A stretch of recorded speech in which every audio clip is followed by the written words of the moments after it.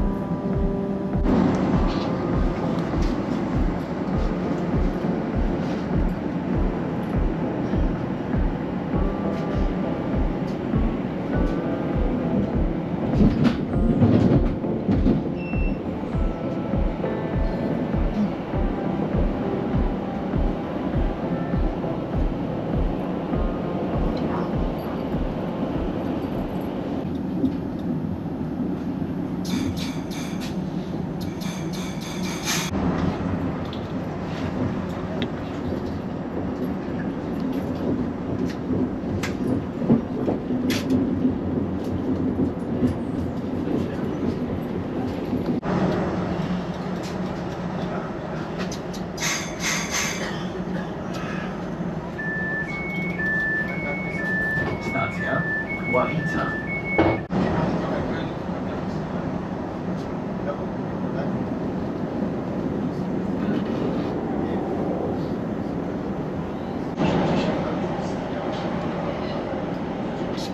Zbliżamy się do stacji Łódzko Górne.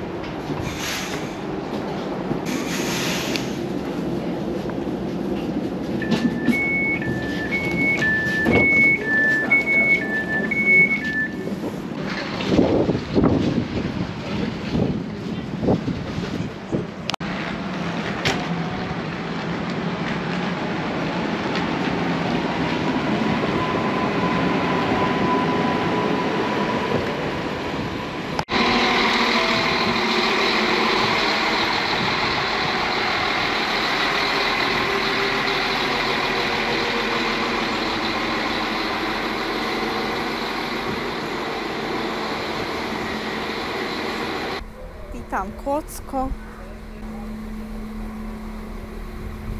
Dziękuję za obejrzenie. Na tym się kończy. Lajki i subskrypcje. Pa!